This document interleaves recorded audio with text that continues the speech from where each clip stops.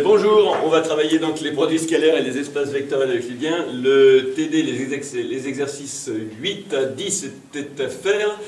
E est un espace vectoriel euclidien pour le produit scalaire noté slash. Grand F est un de ses sous-espaces vectoriels et petit f un élément. Alors la notation c'est donc grand O de E. Un petit rappel, ça signifie quoi? Bien sûr F est linéaire, appartient à L de E et de plus, alors au choix. Oui, mais ça c'est plutôt une caractéristique, enfin c'est peut-être une propriété secondaire, c'est pas ça qui caractérise le fait qu'il soit orthogonal. Ce qui caractérise le fait qu'il soit orthogonal, c'est que, oui, ça conserve au choix, quel que soit x, y appartenant à E carré, le produit scalaire de f de x avec f de y, c'est x scalaire y. Ça s'appelle, c'est ce que j'ai appelé la conservation du produit scalaire. Vous avez aussi, on a montré que cela équivalait à quel que soit x appartenant à E, la norme de f de x égale la norme de x. Qu'est-ce qu'on peut rajouter d'autre? Pardon? Ça conserve les bases là. Oui. Alors, quel que soit, si bêta est une BON de grand E, f de bêta est une BON aussi de grand E. Allez, encore une quatrième truc qui le caractérise. Si bêta est une BON de grand E, la mat dans la base bêta de petit f appartient à quoi? Au n de R plutôt. Au n de R. Et ça veut dire quoi? Ça veut dire que ça rappelle, on va l'appeler comment celle-là? On va l'appeler M. Hop. Et ça signifie que... Oui, c'est le symbole. Hein, ça c'est le symbole de l'ensemble de tous les endomorphismes orthogonaux. Ça c'est le symbole qui signifie l'ensemble de toutes les matrices orthogonales. Ma question c'est qu'est-ce que ça... Bon, ça je crois que c'est dans le champ en fait. Qu'est-ce que ça signifie pour une matrice d'être orthogonale? Oui, enfin, alors là encore, hein, vous avez plein de trucs. Les colonnes forment une BON. Mais la caractérisation la plus simple, c'est quand même transposer de M fois M égale IN. Hein.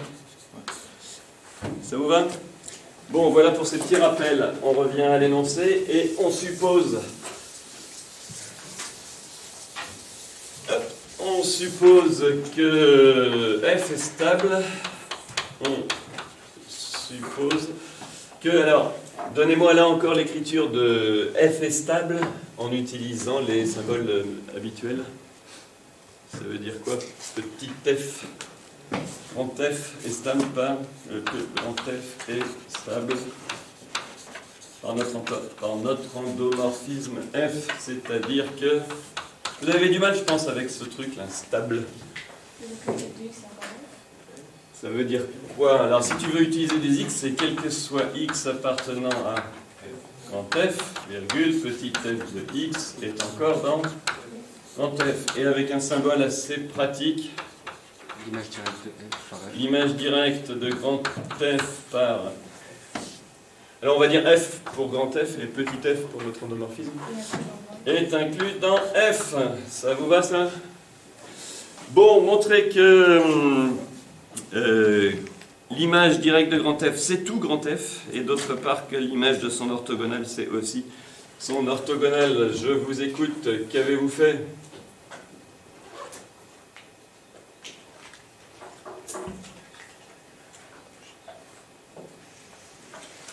Ben, il faut montrer que... Oui, et ici, il faut montrer que cette inclusion est en fait une... égalité. Et on fait ça comment? Je vous rappelle qu'on est en dimension finie. Hein. E est un espace vectoriel euclidien. E est muni du produit scalaire, ça, et c'est un E est de dimension finie, hein, et de dimension finie.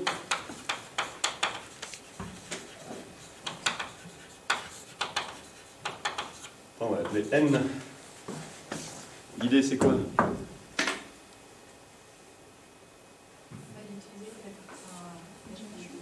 Non, alors utiliser quelque chose que vous m'avez dit qui n'était pas une caractérisation du fait que les petits f est un. Voilà, ben, elle est bijective même. Petit f est bijective. Donc qu'est-ce qu'on peut écrire?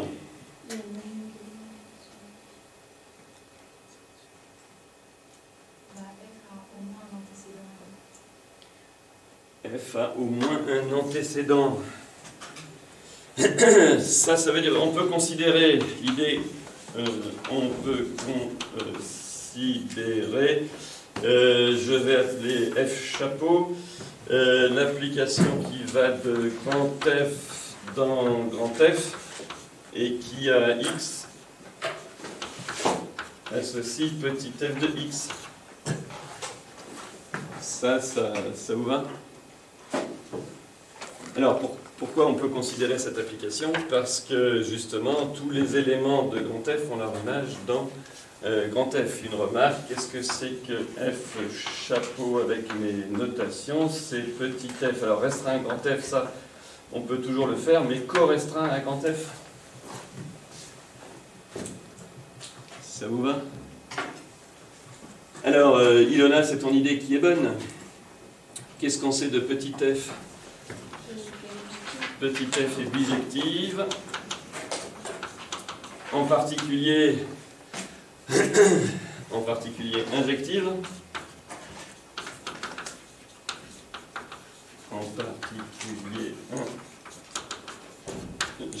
donc, est-ce que vous voyez que f chapeau aussi? F chapeau est injective. C'est quoi qui caractérise les injections parmi les endomorphismes? C'est f de x égale 0 implique x égale 0. Donc vous voyez que si f chapeau de x égale 0, ça implique f de x égale 0, et ça implique x égale 0. Bon, d'autre part, comme ça, et ça, c'est vous voyez que f chapeau est un endomorphisme de petit f. En fait, quand vous avez un endomorphisme de tout E qui laisse stable un sous-espace vectoriel, ça devient un endomorphisme de ce sous-espace vectoriel. D'accord? On dit que ça l'induit. Ça, là, f chapeau, on dit que c'est l'endomorphisme induit par petit f sur grand F. Bon, là, c'est fini, là. Il est injectif et on est en dimension finie. Ici, vous avez un endomorphisme. Tous les endomorphismes injectifs sont bijectifs. On en déduit que f chapeau. On en déduit que f chapeau est bijective. Et donc, quelle est donc si elle est bijective, elle est... Oui, mais ça, on tourne en rond, là. Elle est surjective. Et ça veut dire que l'image qu'elle donne de f, c'est grand F. Mais l'image qu'elle donne de f, c'est bien f de grand F qui vaut grand F. Et ben voilà. Allez. Donc, si à retenir. Alors, c'est pas fini.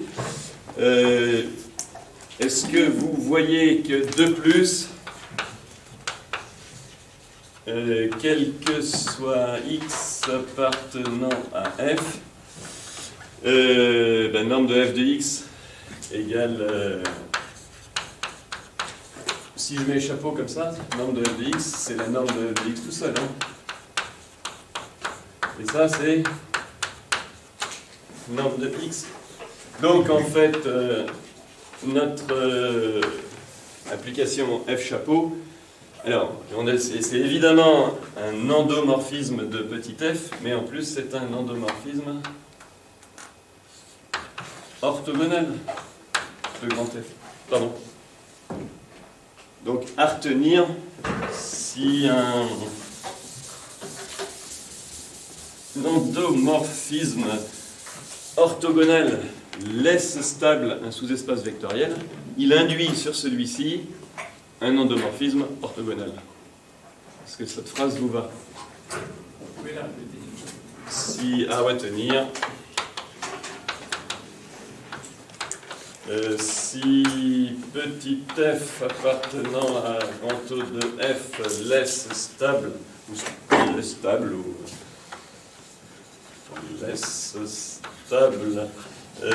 grand F, petit f induit sur grand F un endomorphisme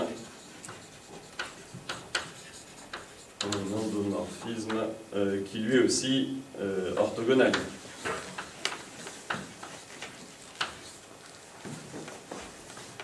Si un endomorphisme orthogonal laisse stable grand F, un SEV, un sous-espace vectoriel de E, alors F induit sur grand F un endomorphisme qui lui-même est orthogonal.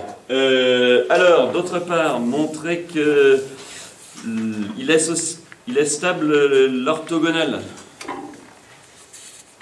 Puis ensuite que cette orthogonale, l'orthogonale de grand F. Attention, il y a plein de termes qui sont à côté de mots et qui précisent la nature de l'objet. Mais orthogonal peut avoir de très nombreux sens. On peut avoir orthogonal d'une matrice, orthogonal d'un espace vectoriel, endomorphisme orthogonal. Vous voyez ce que je veux dire? Bon, alors, montrons que... reste à voir que on peut faire la même chose avec l'orthogonale de grand F. Alors, c'est quoi l'orthogonale de grand F? L'orthogonale de grand F, c'est quoi? C'est les x appartenant à E, si tu veux, oui. Vérifiant. Quel que soit petit f. Alors là, ça va faire peut-être beaucoup de petit f. Si on commence à appeler f, alors je vais appeler quel que soit y appartenant à grand f, le produit scalaire de x avec y égale 0. Alors, il s'agit de montrer que si f laisse stable grand F, si petit f laisse stable grand F, il laisse stable grand F orthogonal.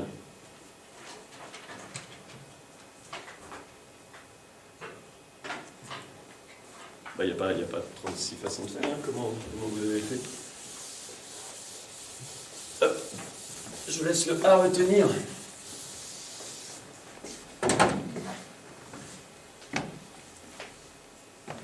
Pas d'idée?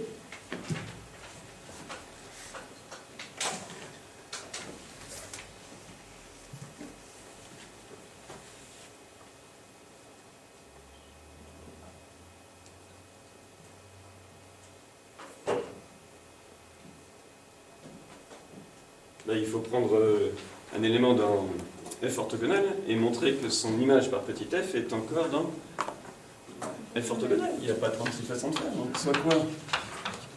Soit x appartenant à f orthogonal.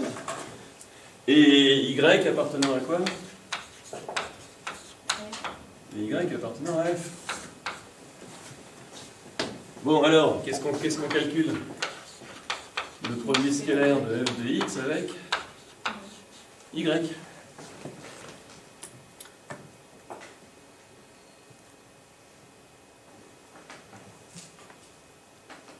Bon.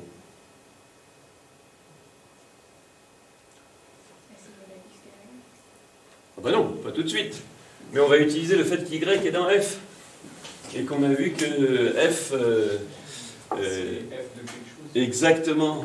Or, égale f de x scalaire f de, on va l'appeler V, ça te va? Où V appartient à grand F. En effet, Y appartient à grand F, et grand F c'est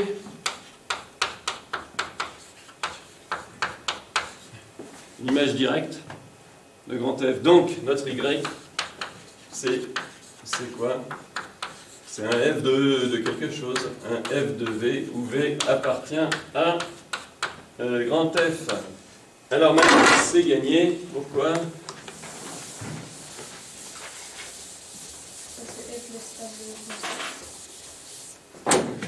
Parce que, alors, f de x scalaire y, ça vaut f de x scalaire f de y, mais f de x scalaire f de y, ça fait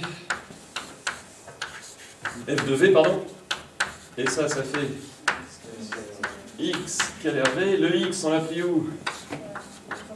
Dans f orthogonale, le v il est où? Donc le tout, ça vaut 0. Et donc, qu'est-ce qu'on a montré? On a montré 2 points, quel que soit x appartenant à f orthogonal, virgule, quel que soit y appartenant à f, f de x scalaire y égale 0. C'est-à-dire que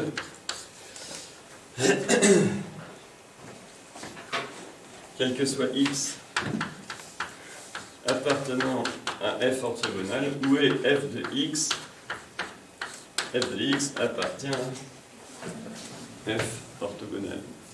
Et donc, ça y est, alors c'est-à-dire, ainsi, alors, f laisse stable l'orthogonale de grand F. Bon, ensuite c'est comme tout à l'heure. Pourquoi? On raisonne de même. F orthogonal, c'est un sous-espace vectoriel. S'il est stabilisé par, s'il est laissé stable par petit f, en fait, f induit sur celui-ci un endomorphisme orthogonal, qui donc est une bijection, et l'image de f orthogonale, au lieu d'être inclus dans f orthogonale, c'est tout bonnement f orthogonal. On fait le même raisonnement que tout à l'heure, en changeant grand f par grand f orthogonal, vous avez... D'accord? En raisonnant comme tout à l'heure, en raisonnant... Il est un peu théorique cet exercice, mais en raisonnant comme ci-dessus. Pourquoi? Parce que grand F orthogonal est un SV de grand E. On a l'image de F orthogonal, c'est F orthogonal. Donc à retenir bis, à retenir encore plus, à retenir bis,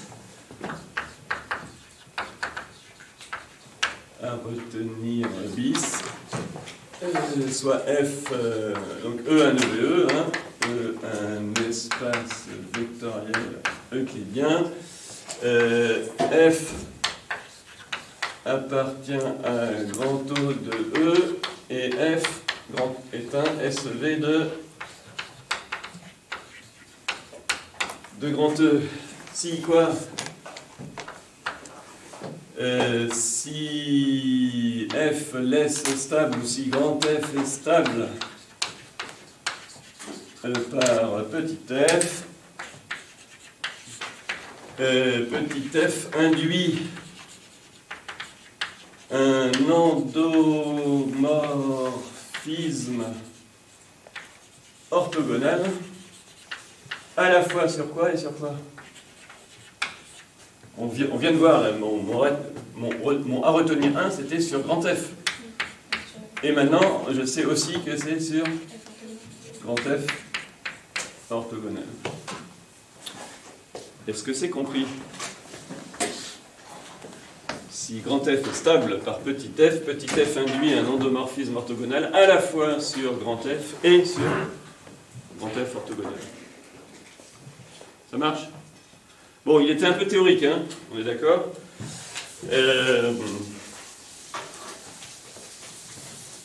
Mais ça nous change des exercices où il faut calculer des produits scalaires dans R4, de l'autre côté. Alors, on fait le 9.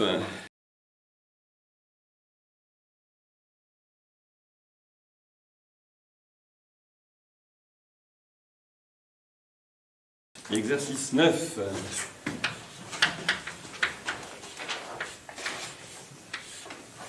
Alors, cette fois, toujours pareil, E, un espace vectoriel pour E est encore, et là aussi, un espace vectoriel euclidien pour un produit scalaire qu'on note comme cela. Alors, cette fois, on ne prend pas un endomorphisme orthogonal, on prend juste un endomorphisme qui possède la propriété vérifiant la propriété, on va l'appeler petit p, qui est celle que je vous donne, quel que soit le couple x, y appartenant à E carré, si le produit scalaire de x avec y est nul, alors le produit scalaire de f de x avec f de y est nul aussi. Est-ce qu'on pourrait donner une expression de la propriété P en utilisant une simple phrase? Sans symbole mathématique. En français, si vous voulez, P signifie quoi?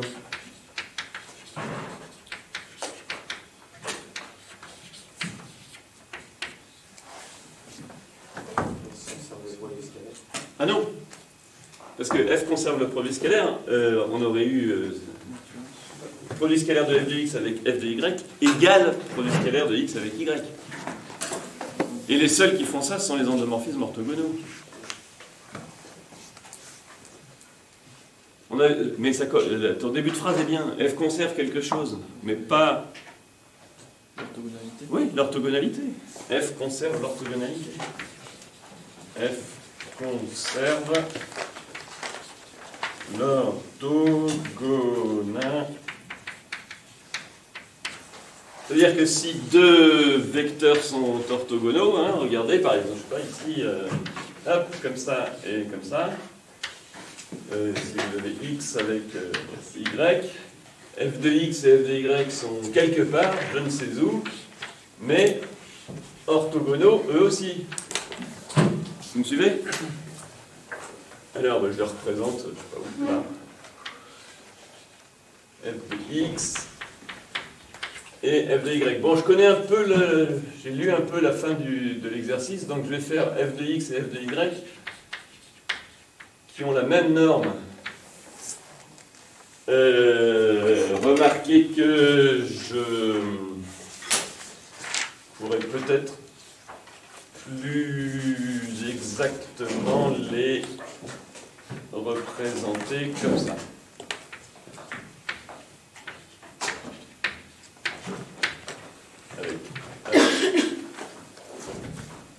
Ça vous va? En fait, c'est un peu moche mon truc, là. Mais bon. Vous avez compris? Alors, regardez le but, tout en bas. Petit b, établir qu'il existe un alpha appartenant à R et G, un endomorphisme orthogonal tel que F c'est alpha fois G. Donc en fait, c'est constante fois quelque chose qui conserve. Ce qu'il faut montrer, c'est que si F conserve l'orthogonalité, alors c'est constante fois quelque chose qui conserve le produit scalaire, ou la norme. D'accord? C'est pour ça qu'en fait, ici, si F de x, j'avais pris des x et des y qui avaient le même... j'avais pris x et y qui avaient la même taille, ça vous va? des X et Y là, qui avaient la même taille. F de X, si X et Y ont la même taille, F de X et F de Y vont avoir la même taille. Mais pas forcément de X, celle de X et de Y. Ça vous va? Alors,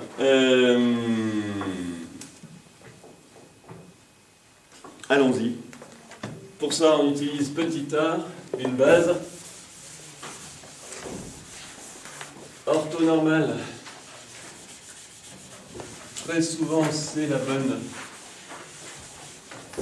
bonne façon. Alors, sur bêta, une base orthonormale, soit bêta égale E1, E2, tac, tac, tac, tac, EN, une BON de grand E, une base orthonormale de grand E. Montrer que la famille, bon, on va poser, on va lui donner un nom, son nom habituel, F de bêta, c'est la famille F de 1, F de 2, tac, tac, tac, tac, tac, F de EN, montrer que cette famille est elle-même orthogonale. Alors vous remarquez qu'elle ne va pas être orthonormale, c'est-à-dire que les normes des vecteurs ne vont pas être tous 1. Mais en revanche, il faut montrer que le produit scalaire de l'un avec l'autre, ça fait 0. Celui-là avec celui-là, d'accord, avec des i différents de j. Il faut montrer que les f de ei scalaires f de ej sont nuls. Bon ben on commence comme ça, non? Soit ij appartenant à un n carré avec i différent de j. Et vous devez me montrer que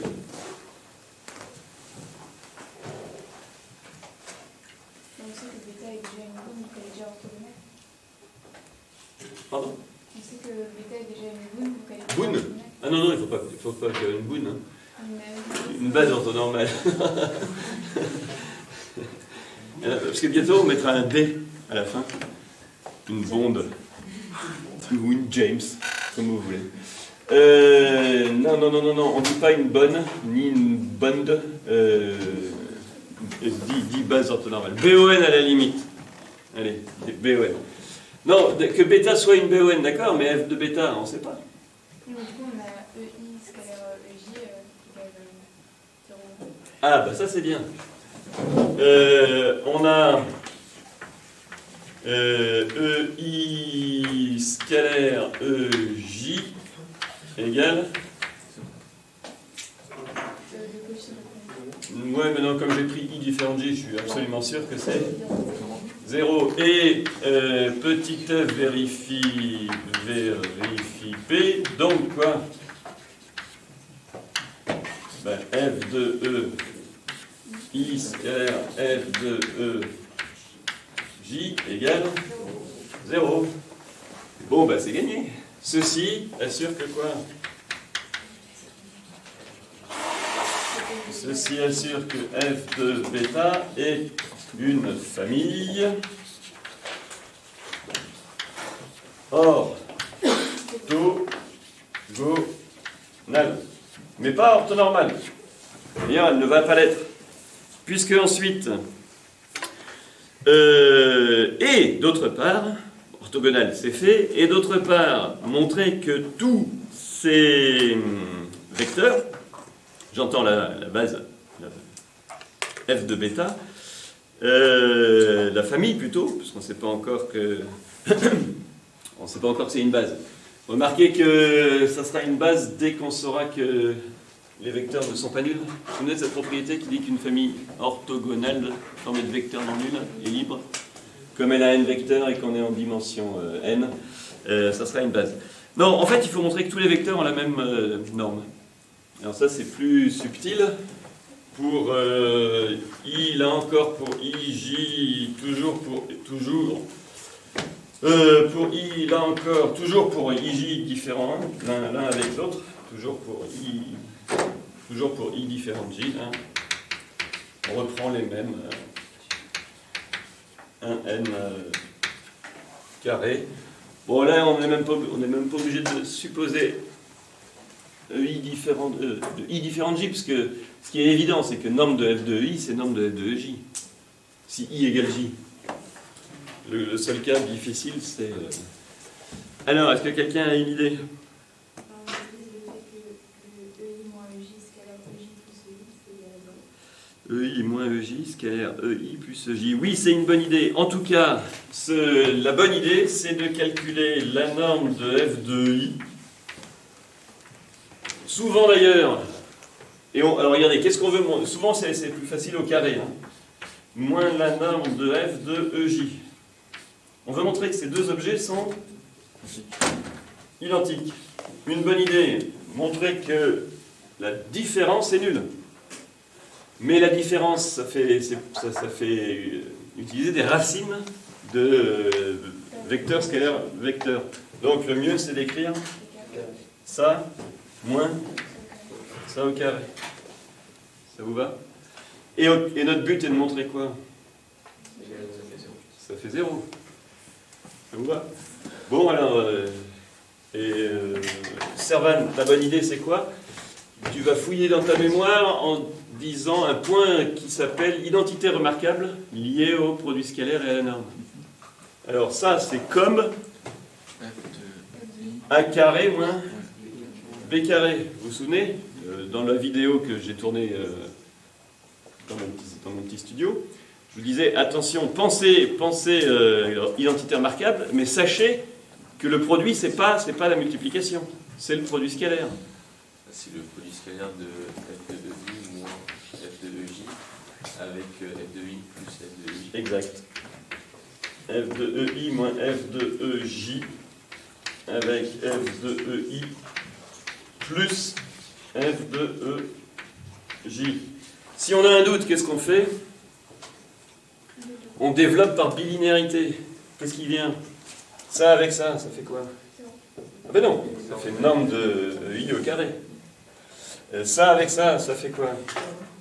Mais non! Je sais pas. Ceci dit, ici, dans notre cas, dans notre cas, ça va faire 0. Mais dans le cas général, ça c'est une propriété qui marche pour tout, dans tous les espaces munis d'un produit scalaire. Il vient f de i scalaire f de j, et là il vient moins f de j scalaire f de i. Et les deux vont s'éliminer. Ça vous va? Bon, oui, alors, ici, ça fait quoi?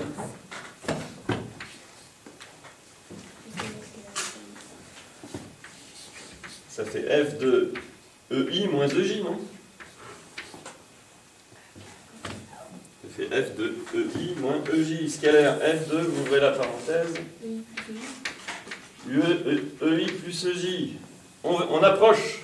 Pourquoi je fais ça? Parce que les renseignements qu'on a sont sur les EI. Or, on aimerait que ça soit nul. C'est nul. Pourquoi ça serait nul? Moins j, c'est nul vu que c'est une base orthonormale.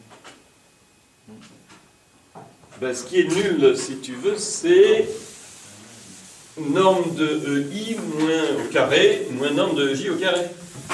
Or, ça, justement, c'est ce que ça vaut. C'est-à-dire qu'on réécrit ça sans les F, et on se dit que ça, c'est EI moins EJ, scalaire EI plus EJ. Ça, c'est alors, dans n'importe quel espace muni d'un produit scalaire, ça c'est comme A moins B fois A plus B, et donc ça c'est norme de EI le tout au carré moins norme de EJ le tout au carré. Mais ça fait combien? La norme de, puisque notre base initiale elle est orthonormale, ça fait 1 moins 1, ça fait 0. Et d'après P, puisque petit f vérifie P, on a donc ces deux vecteurs ont un produit scalaire nul, leurs images ont un produit scalaire nul. Donc f de EI moins EJ scalaire f de EI plus EJ égale 0. Et finalement, norme de f de EI au carré moins norme de f de EJ au carré égale 0. Puis, nous, on en déduit que, comme vous voulez, on en déduit que, bon, d'abord, les deux sont égaux, et comme c'est des nombres positifs, c'est les normes elles-mêmes qui sont égales. Autrement dit, norme de f de I égale norme de f de EJ. Ça vous va? Autrement dit, c'est la base. Cette fois, ouais, en fait, il y a deux cas. On peut dire cette fois que f de bêta est soit une base, soit tous les vecteurs sont nuls, hein, puisque les images des f de I ont tous la même norme. Si cette norme est nulle, c'est que notre endomorphisme f est nul. Tous les f de I sont des vecteurs nuls, donc f est notre endomorphisme nul. S'il y en a un seul qui n'est pas nul, il a une norme non nulle, et tous les autres, f de 1, f de 2, f de 3, ont la même norme, donc ils ne sont pas nuls. Et notre famille orthogonale est formée de vecteurs non nuls, donc elle est libre, donc c'est une base. Ça vous va? Alors, d'abord, on a bien, hein, on a bien deux points. Quel que soit IJ appartenant à un n carré, norme de f de EI égale norme de f de EJ. F de EJ.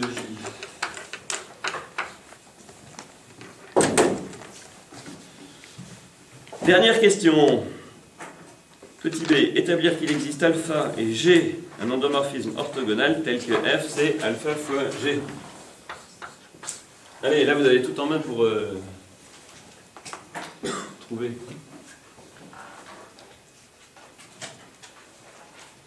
Est-ce que vous comprenez qu'un endomorphisme orthogonal, ça va conserver les distances, les longueurs? D'accord? Et nous, on veut montrer que cet endomorphisme multiplie les longueurs par alpha, puisqu'il est de la forme alpha fois g.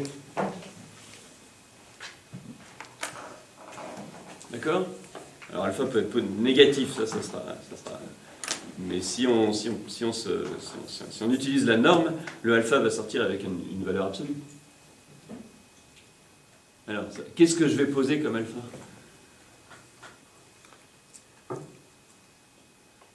La norme de f de I. La norme commune de tous les... Allez, on pose, petit b, on pose alpha égale norme de f de 1 égale norme de f de 2 égale 3 petits points, norme de f de en.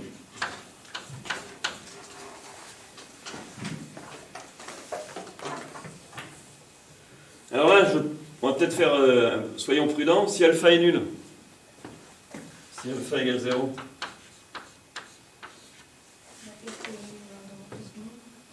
alors, est-ce que vous voyez que ça veut dire que quel que soit I appartenant à un n, la norme de f de I égale 0? Et donc, le vecteur f de I vaut le vecteur nul. Vous savez qu'un vecteur a une norme nulle si et seulement si il est nul. Et donc, c'est ce que j'ai essayé de vous raconter tout à l'heure. Si la norme commune de tous les vecteurs images de la base, c'est 0, dans ce cas, qu'est-ce qu'on a pour f? F égale 0 à l'infini. Oui. puisqu'il envoie tous les images, hein, il envoie tous les vecteurs de la base sur 0. Donc en fait, il envoie tous les vecteurs de E sur 0. Vous savez, en connaissant les images des vecteurs de base, on connaît tout d'un endomorphisme. D'accord? Donc là, si tous les vecteurs de base sont envoyés sur 0, notre endomorphisme envoie tout le monde sur 0. Dans ce cas, petit f, c'est 0 de L de E. Ça vous va? Alors, est-ce qu'il y a possibilité de trouver G tel que F, c'est alpha fois G? Est-ce qu'il y a possibilité de trouver G tel que F soit alpha fois G?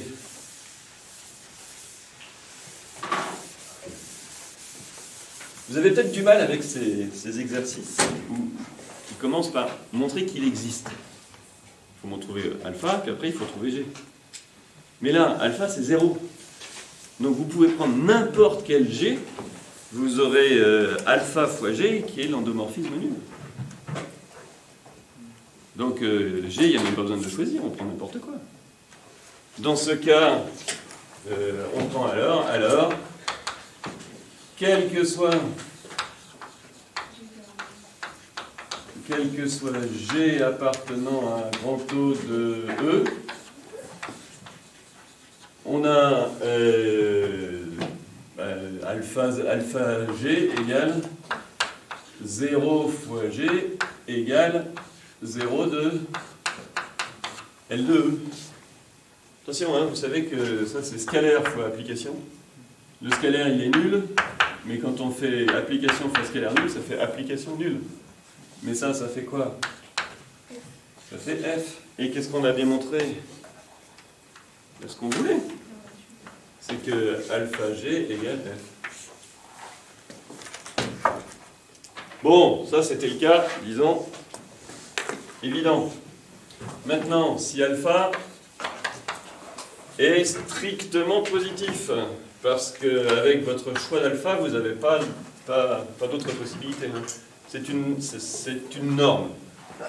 Une norme, c'est toujours positif. Si c'est pas nul, c'est strictement positif. Qu'est-ce que vous allez prendre?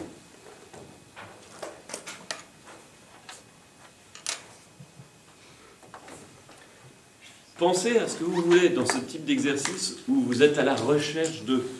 Vous voulez F égale alpha fois G. Vous venez de choisir alpha. Vous n'avez pas le choix pour G. Vous êtes obligé de poser quoi? F sur alpha 1. Alors, ouais, on évite d'écrire divisé, parce qu'on met toujours le scalaire devant soit le vecteur, soit le... Mais 1 sur alpha fois F. Vous comprenez qu'on est obligé de poser ça et d'espérer que ce soit un endomorphisme orthogonal. Donc, qu'est-ce qu'on pose? On pose G égale 1 sur alpha fois petit f. Et on n'a plus qu'à montrer que G est un endomorphisme orthogonal. Alors, montrez-le moi.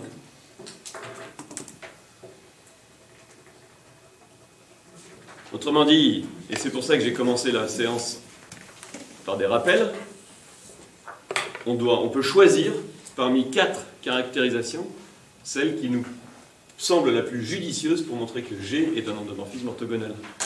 Soit conserver le produit scalaire, soit conserver la norme, soit transformer une BON en BON, soit avoir une matrice orthogonale sur une BON. Et est-ce que tous les endomorphismes sont stables par point? Alors ça veut dire quoi? Qu'est-ce que tu entends par stable par point? Tu multiplies par 1 sur alpha, ça fait encore... Ah oui, l'ensemble des endomorphismes est stable par point. Ça, on le sait, oui. L de E plus point est un R espace vectoriel.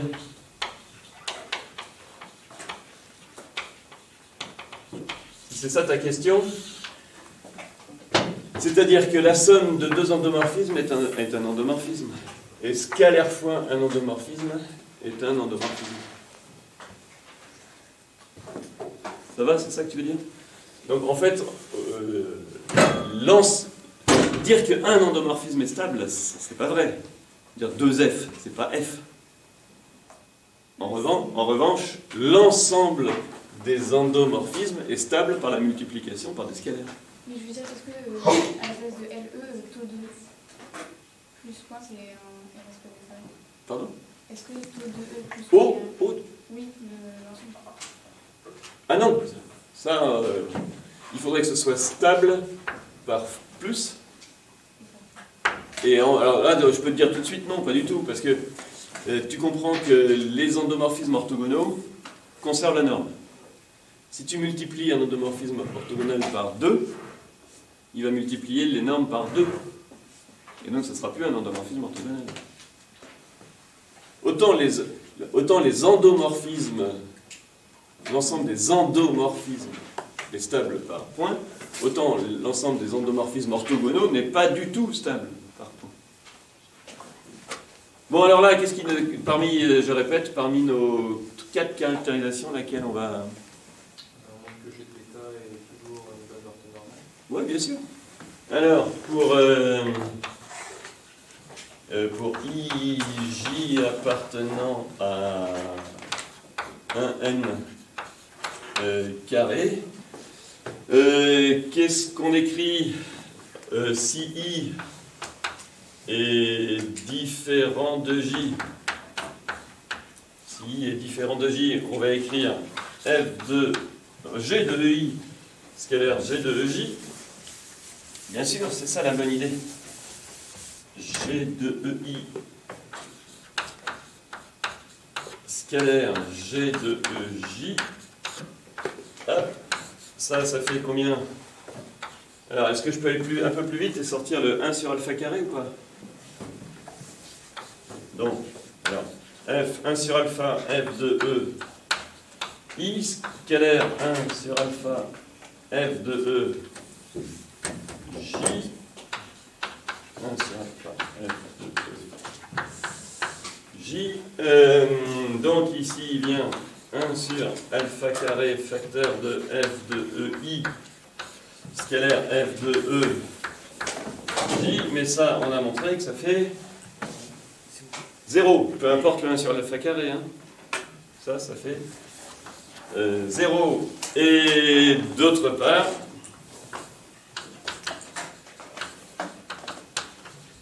si I égale J, pour I égale J, G de I scalaire G de I égale quoi?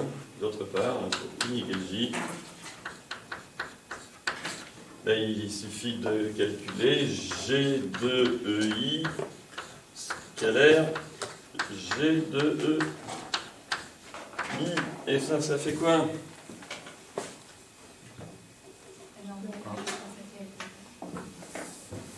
Ça fait, alors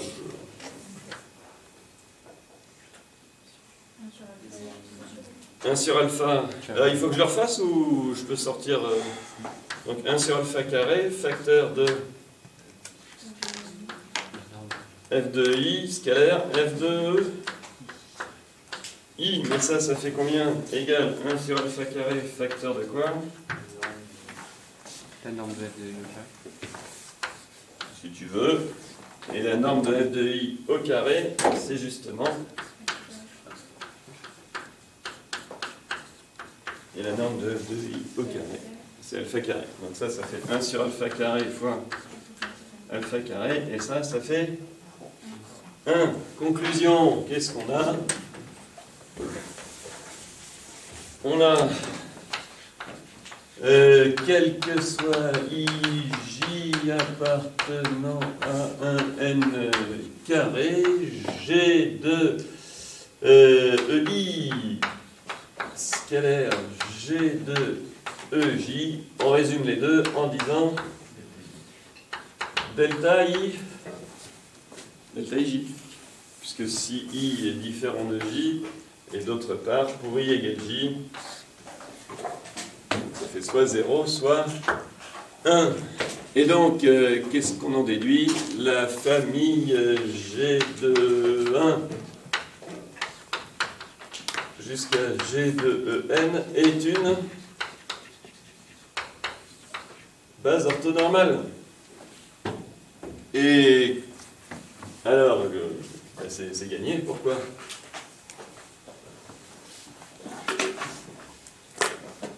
Je le mets là, je le mets là, je le mets là. C'est la première des... Oula, allez hop. Autrement dit, G transforme une BON en... G transforme la BON E1 jusqu'à EN en une autre BON. En une BON. Donc, qu'est-ce qu'on peut dire de G? G est un endomorphisme orthogonal. Et bien sûr, alors là c'est la conclusion qu'on a. G est un endomorphisme orthogonal. Et on a bien sûr F égale alpha fois G, puisqu'on a posé G égale 1 sur alpha fois F.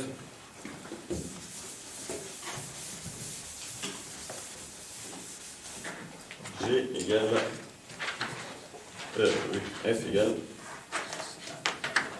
alpha fois G. Autrement dit, qu'est-ce qu'il faut retenir de l'exercice? Si on devait... à retenir, c'est pas vraiment à retenir, mais bon. Bah si, après tout, si vous pouvez retenir, c'est pas plus mal. Et comment résumer le résultat de l'exercice?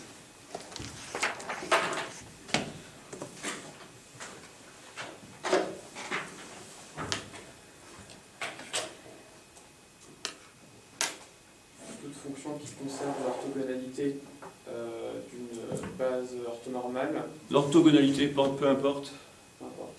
Oui, parce que, regarde au début, la propriété P ne faisait pas du tout référence à une base orthonormale. Elle faisait référence à des X et à des Y. Donc tout endomorphisme qui conserve l'orthogonalité est un multiple d'un endomorphisme orthogonal. Ça vous va? Alors, donc tout endomorphisme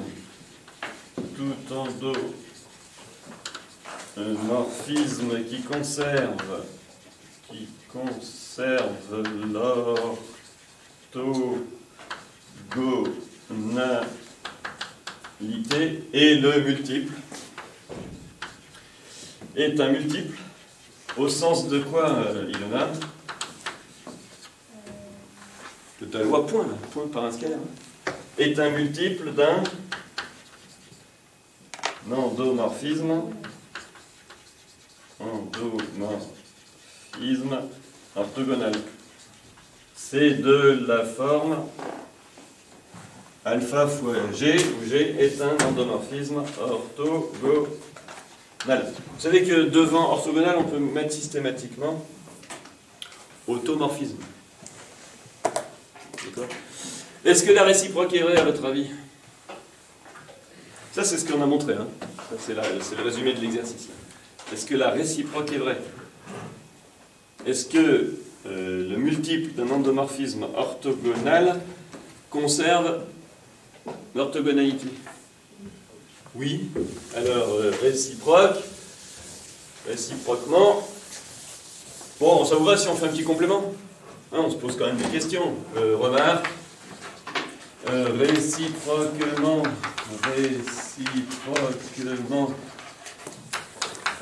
si f égale alpha fois g, où alpha est un réel et g est un endomorphisme orthogonal, ma question c'est, est-ce que f conserve l'orthogonalité? Eh bien, qu'est-ce que je dois vérifier? Enzo? Ton idée de tout à l'heure, sans base, juste avec des vecteurs. J'ai pas la deuxième option. T'as pas quoi? J'étais pas concentré. Ah d'accord. Pour x, y. Conserver l'orthogonalité, ça veut dire si x pour x, y appartenant à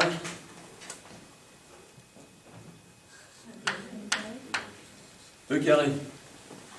Je veux savoir si il y a l'implication x scalaire y égale 0 implique f de x scalaire f de y égale 0. Bon, alors, qu'est-ce qu'on va essayer de mettre en place? On calcule le produit scalaire de Donc, on va prendre pour xy appartenant à e carré tel que quoi? Tel que x scalaire y égale 0. Eh bien, on va calculer quoi? F de x scalaire f de y. Vous comprenez qu'on fait le raisonnement inverse, on essaye de voir si P est vérifié. Donc on prend x et y et on regarde si la nullité de leur produit scalaire implique ou non la nullité de produit scalaire de leur image. Bon, ça fait quoi?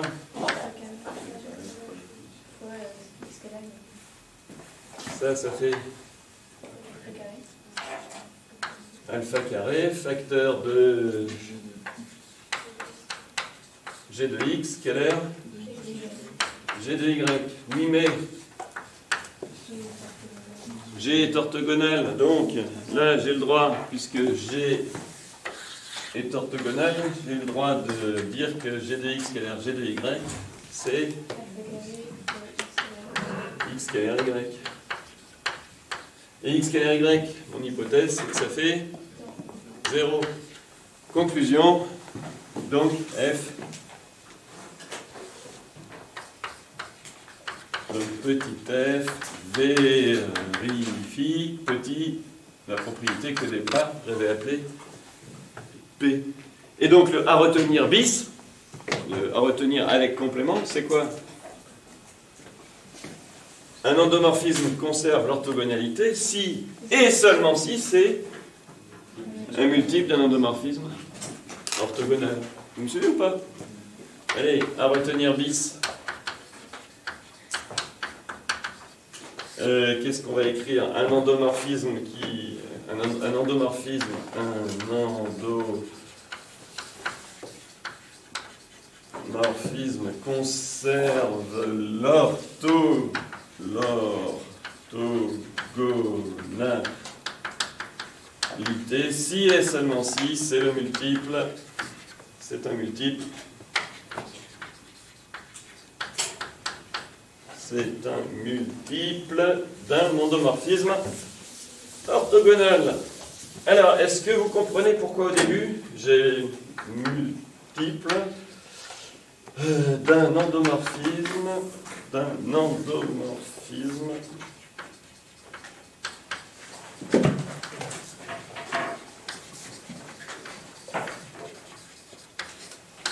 orthogonal. Est-ce que vous comprenez mon schéma du début maintenant? J'avais pris x et y de même taille. Et orthogonaux de même taille, vous vous souvenez? J'avais pris x et y comme ça.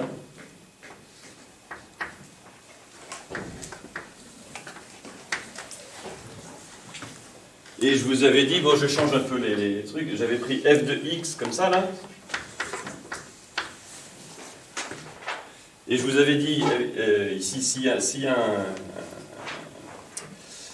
un angle droit là, il va y avoir un angle droit là. Et puis j'avais fait un vecteur f de y plus long ou plus petit, je ne me souviens plus, que f de x. Vous vous souvenez? Et je connaissais le résultat de l'exercice. D'accord? Je me suis dit, ici, en fait, ça va être quoi? Puisque c'est le multiple d'un endomorphisme orthogonal, si x et y ont la même norme, f de x et f de y aussi. Donc j'avais fait finalement un f de y qui avait la même taille, la même longueur que... Bon, alors attention, parce que maintenant, si je prends un f de x et un f de y qui n'ont pas la même x comme ça, là, supposons que f de x soit comme ça. En gros, le alpha vaut 2, là, je ne sais pas si vous me suivez. Le f de y qui va être comment? Voilà. Bon, toujours comme ça, mais seulement 2 fois lui, là.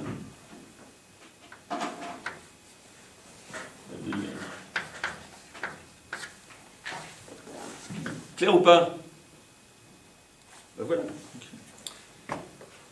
Allez, donc c'est pour ça qu'au début, hein, je m'étais dit mon schéma n'est pas cohérent, parce que j'avais pris des x et des y orthogonaux de même norme, et des f de x et des f de y, bien sûr orthogonaux, parce que je savais que f vérifiait la propriété P, mais a priori, qui n'avaient pas la même norme. En fait, vous apercevez qu'ils doivent l'avoir. Allez, on passe au dernier, que vous deviez chercher. Exercice 10.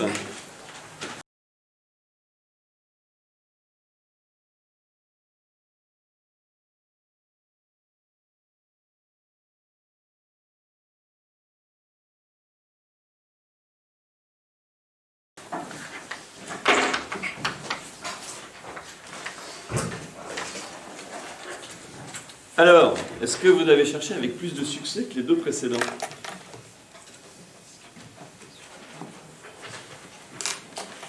Je reprends l'énoncé. A est une matrice NN dont les coefficients s'appellent les AIJ.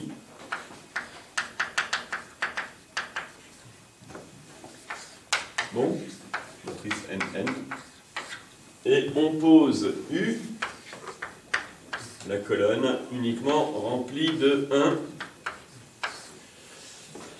Remarquez que ça appartient, nous dit-on, à MN1 de R. On peut peut-être dire que U, par identification classique, U appartient à Rn. Identification classique hein, entre les matrices colonnes et Rn. Petit a calculé, transposé de UA, mais vous avez ça c'est un exercice facile. Hein. Pas le B peut-être, mais petit a. Allez, calculer, transposer de U à U en fonction des coefficients de A. Bon, on va commencer par quoi? AU peut-être, non? AU c'est quoi? Vous voulez que je prenne un exemple ou il faut que je dessine tout ou pas? Allez, allons-y. A11, A12. Ici, il y a A1. N, deuxième ligne. A21, A22 jusqu'à A2. N, et la dernière ligne, c'est AN1, AN2 jusqu'à ANN. Et vous multipliez par que des 1. Alors, ça va faire un... Bon, ça fait une matrice colonne, hein, bien sûr. Ici, il y a quoi? Somme pour J égale 1 jusqu'à N des A 1J. En dessous, on va faire un gros vecteur colonne. En dessous, il y aura quoi? J'avais prévu d'en mettre que 2, mais finalement, j'en vais mettre 3. En dessous, J égale 1 jusqu'à N des A, 2J, 3 petits points, tac, tac, il est là mon gros vecteur colonne. Attention parce que chaque somme est un scalaire, hein.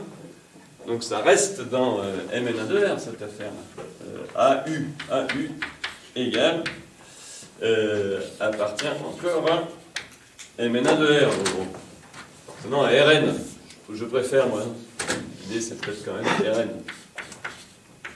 Mais c'est la même identification. Hein.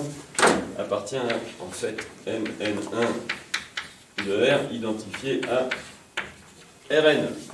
J'ai pas écrit la fin. J égale 1 jusqu'à N des A NJ. Bon, mais c'est pas fini.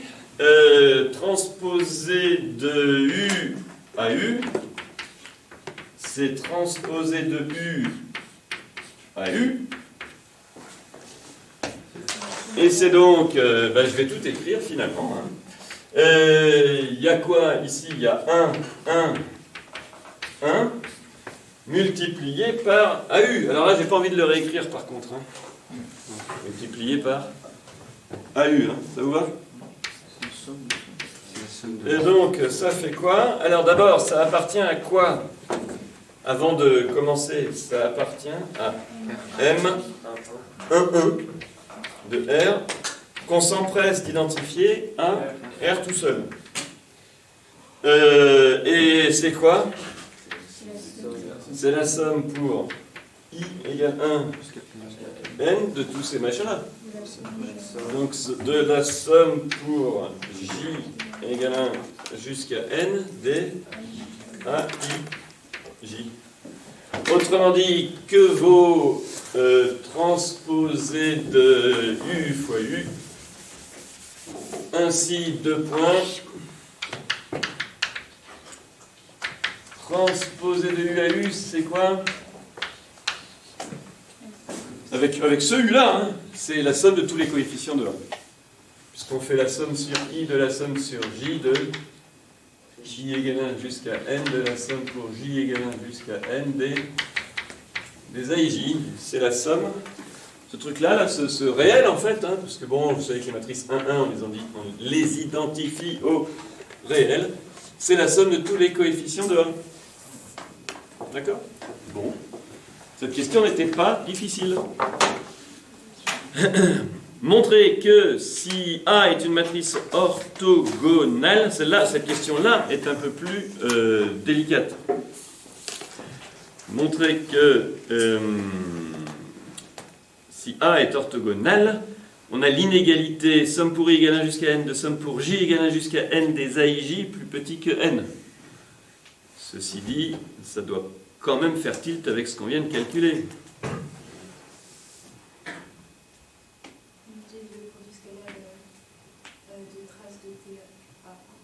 Non, parce qu'on n'a qu'une matrice. Le produit scalaire que tu proposes d'utiliser, c'est quand tu as deux matrices. Matrice A avec matrice B. Là, on n'a qu'une matrice A, si tu veux. Il n'y a pas de matrice B à l'horizon. Donc, en revanche, on va utiliser un produit scalaire. Oui. Mais lequel? Dans quel espace?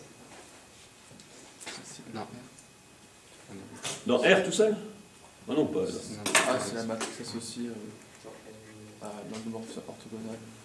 Là, on peut faire comme ça, en associant U à un produit scalaire qu'on calcule. Le produit scalaire de U avec quelque chose, ça je suis d'accord. Mais ça te fait penser à rien. Regardez, la réponse en fait elle est là.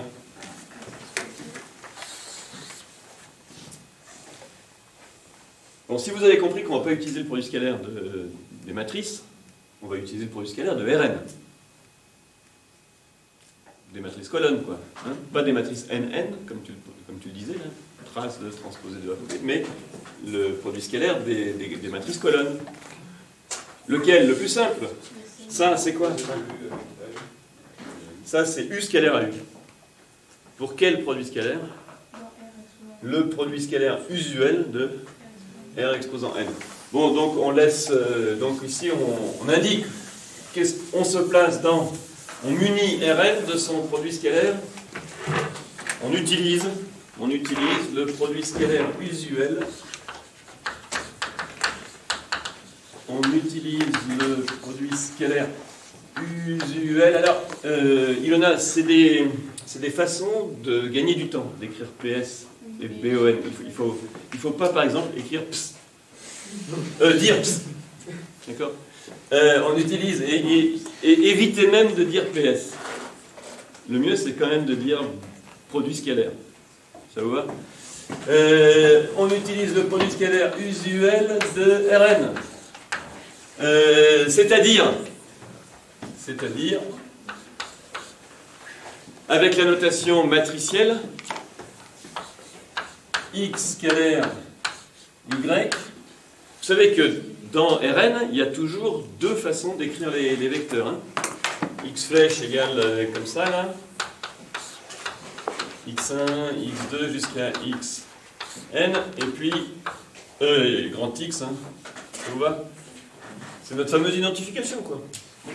Bon, le produit scalaire usuel, c'est transposé de x, point y. Avec ceci, on a transposé de U à U. Ça, c'est transposé de U, parenthèse, à U. Et donc, avec le produit scalaire qu'on vient de choisir,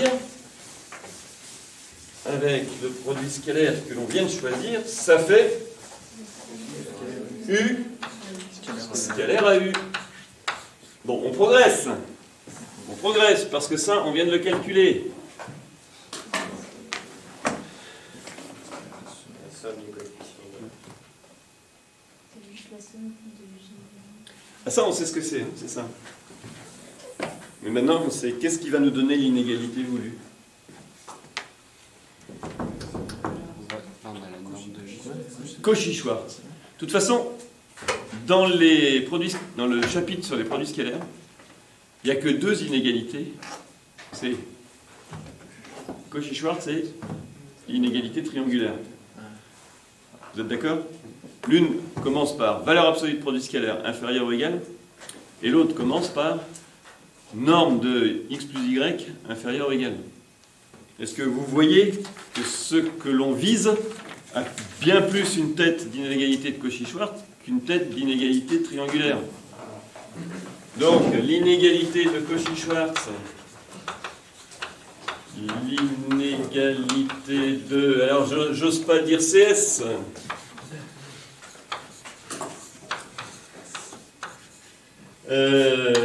Pourtant, Schwarz, c'est un peu pénible à écrire, mais c'est comme ça. Valeur absolue du produit scalaire. Valeur absolue du produit scalaire de U avec AU. C'est égal. Ah non, c'est pas égal. C'est plus petit ou égal. C'est plus petit que La norme de U. la norme de U multipliée par la norme de AU. On va y arriver. Vous êtes d'accord? Alors, ben, moi je dis que c'est gagné. Bon, ça c'est bien, c'est-à-dire, hein. Or ici, qu'est-ce que c'est que la norme de U scalaire à U? La valeur absolue, pardon. C'est ce qu'on vient de calculer. C'est la valeur absolue, à la valeur absolue près, I égale 1 jusqu'à N de J égale 1 jusqu'à N des AIJ. Eh bien, on espère fortement que notre second membre soit N. Alors, norme de U, c'est quoi?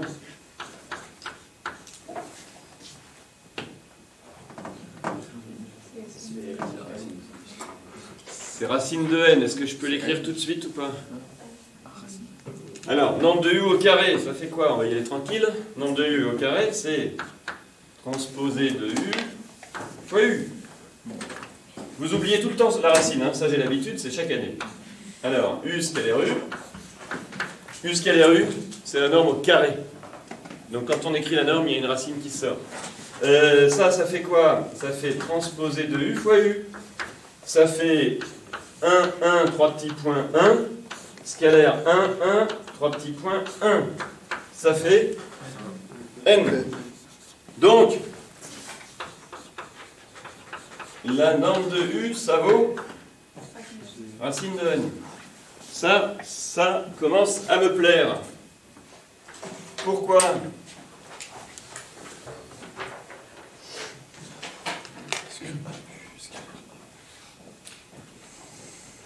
Parce qu'il ne resterait plus à montrer que la norme de AU, c'est racine de N aussi. Alors ça devrait être presque naturel pour vous. Pourquoi? Ben parce que l'endomorphisme associé à A, si A est une matrice orthogonale, son endomorphisme associé est lui aussi orthogonal. Donc il conserve la norme. Et donc la norme de AU, ça va être la norme de U. Une petite vérification, quand même, parce que ça fait vraiment appel au dernier théorème écrit dans le cours. Un endomorphisme est orthogonal si et seulement si sa matrice dans une BON est une matrice orthogonale. Ça vous va? Eh bien, on applique ça à F indice A, l'endomorphisme qui a X associé à X. Sans le dernier théorème du cours, vous auriez pu vous débrouiller sans. D'autre part, Mais je ferai quand même le lien avec le dernier théorème du cours. C'est pour ça que quelqu'un m'a demandé est-ce qu'on peut aller chercher plus loin. Je disais non, là vous êtes, on est pile dans le cours. D'autre part, calculer AU scalaire AU, hein. Norme de AU au carré, si vous voulez. On aimerait que ce soit n ce truc-là. Allez, je vous écoute. Transposé de AU fois AU. Qu'est-ce que je sais du transposé d'un produit? C'est le produit. Ici, il manque un carré, merci. Transposé de U fois Transposé de U multiplié par transposé de 1. transposé de 1 multiplié par 1 multiplié par U. Oui, mais le produit matriciel est associatif. Donc je peux écrire transposé de U facteur de transposé de 1 fois A facteur de U. Je peux faire le produit central avant les deux produits extérieurs. Là. Et c'est quoi transposé de 1 C'est IN. Transposé de U, IN, U. Car, en effet, car A appartient à au N de R. Donc, transposé de A fois A, c'est IN. Et ça, c'est quoi? Je finis ma ligne. C'est transposé de U fois U, c'est à nouveau norme de U au carré, et c'est à nouveau N. Et donc, finalement,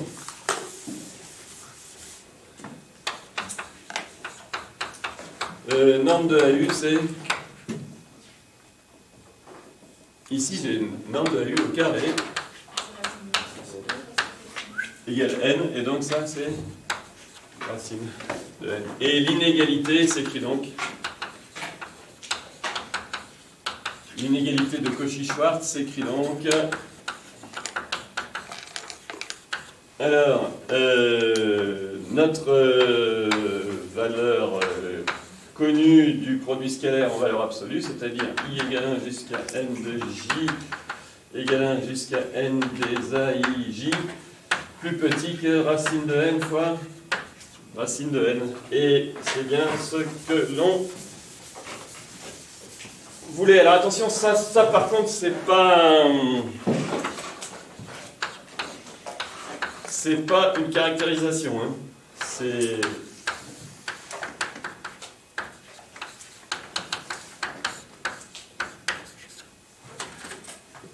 Tac.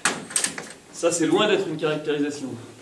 Néanmoins, retenez que quand vous voyez une matrice 3,3 dont la somme des coefficients dépasse 3, vous pouvez tout de suite dire elle n'est pas orthogonale.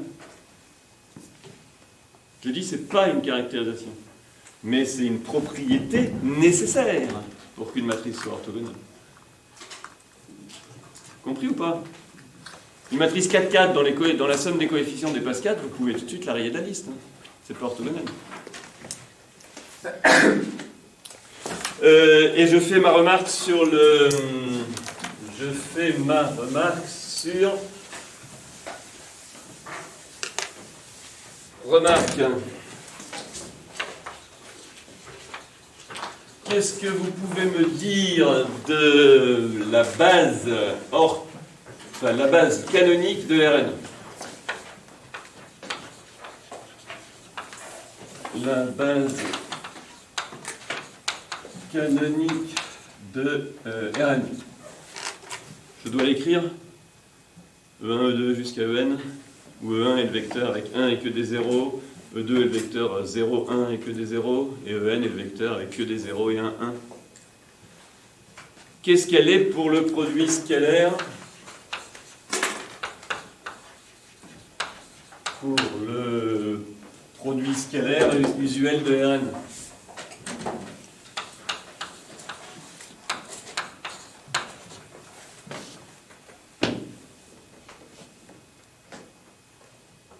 Eh bien, allons-y. Si EI égale que des des zéros, un 1, que des zéros, le 1 étant situé en ligne I, transposé de EI scalaire de J, on a dit, je vais le réécrire, hein. EI scalaire de J. Ça, c'est quoi? Oui, Yona, c'est la bonne réponse finale. Transposé de EI, facteur de EJ. Alors, si vous mettez un EI, ça, c'est juste pour vous dire que c'est la somme terme à terme, hein. Ça, là. D'accord? C'est la somme des produits terme à terme. Ma phrase n'était pas très claire. Quand vous faites le produit scalaire de deux vecteurs pour le produit scalaire usuel, c'est la somme des produits terme à terme, des coefficients. Bon, dès que le 1 n'est pas sur la même ligne, ça fait 0. Et quand le 1 est sur la même ligne, ça fait 1. Donc ça fait Kronecker-J. Donc, la fin, c'est orthonormal. La base canonique de Rn est orthonormale pour le produit scalaire. Il manque le mot là, le produit scalaire usuel, celui qu'on vient de choisir. Le produit scalaire usuel, ou d'ailleurs canonique, on l'appelle souvent, hein, usuel ou canonique. C'est pour ça qu'il s'appelle comme ça, canonique de Rn. Maintenant, si A, qu'est-ce que vous me dites de soit FA,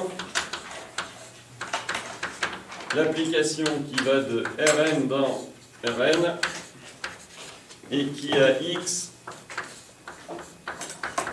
associe à X.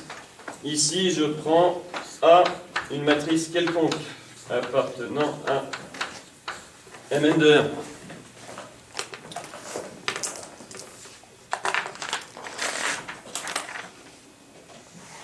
Quelle est la matrice de FA dans la base canonique?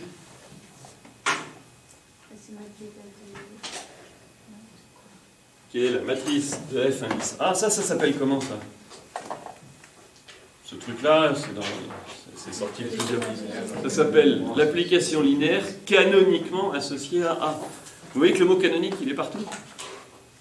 Donc, FA, c'est l'application linéaire canoniquement associée à A. Ma question, c'est quelle est la matrice de FA sur la base canonique de Rn?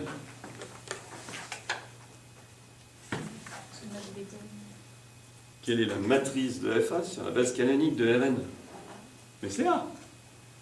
Vous le comprenez ou pas?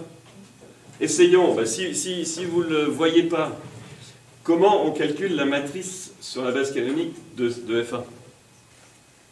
La matrice, allez, je l'écris, après tout. Si c'est pas évident pour vous, je l'écris. La matrice sur la base canonique de Rn, la matrice sur la base canonique de petit fa, c'est quoi? Et sur la base canonique de Rn, hein, ça vous va? La matrice sur la base canonique. J'aurais pu écrire la matrice de petit fa sur la base canonique de Rn. La matrice de petit fa, non mais la matrice de petit fa, ou relativement à la base canonique de Rn est... Alors la réponse c'est A, et pourquoi? Qu'est-ce qu'on calcule? On écrit côte à côte A fois E1. Hein, on met en colonne. Comment on calcule la matrice d'une application linéaire?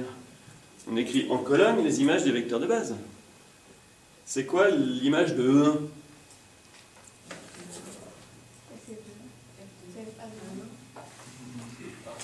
C'est la première colonne de A, qu'on pourrait appeler A1. Ça vous va? C'est A1. A fois E1. Scalaire A fois scalaire, excusez-moi. Concaténé avec A fois E2. Scalaire, scalaire, scalaire. Concaténé avec A fois EN. Ça vous va? Mais A fois E1, c'est quoi? C'est la matrice, enfin c'est la colonne 1.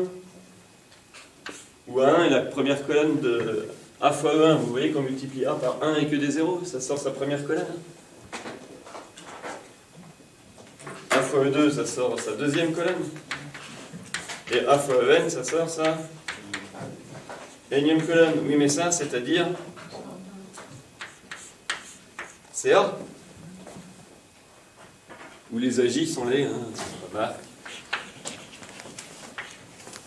Ici, les AJ sont les colonnes de grand A. Ça, il faut vraiment que vous le compreniez, en fait.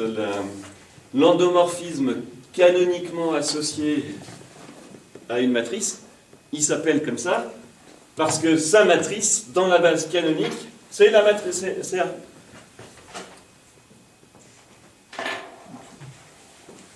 Bon, et donc ici, qu'est-ce qu'on en déduit?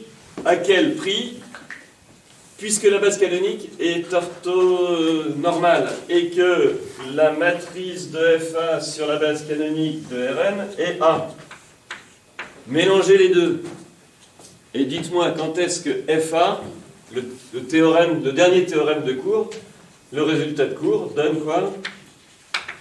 Le résultat de cours qui lie matrice orthogonale et endomorphisme orthogonal donne quoi? FA est un endomorphisme. Ben, pas tout le temps. Petit FA est un endomorphisme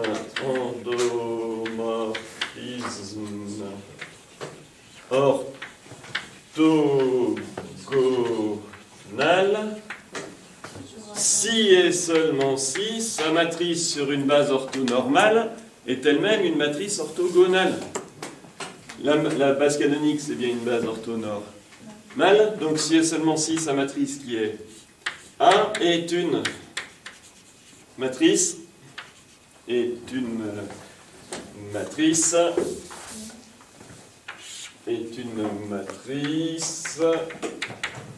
orthogonale au sens de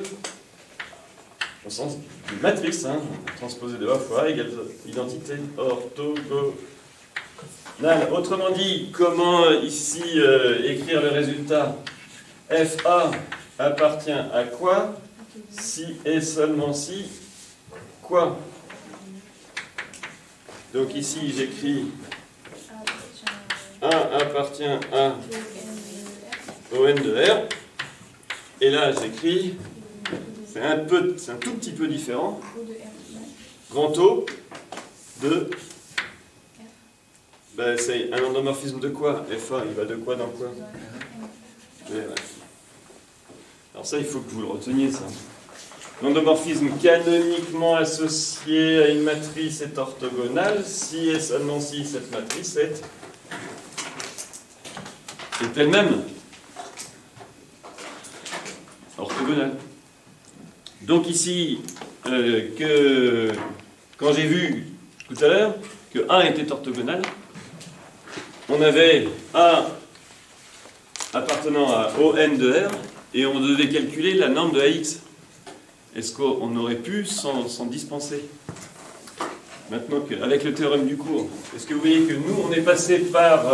on est revenu à la définition, si vous voulez. On avait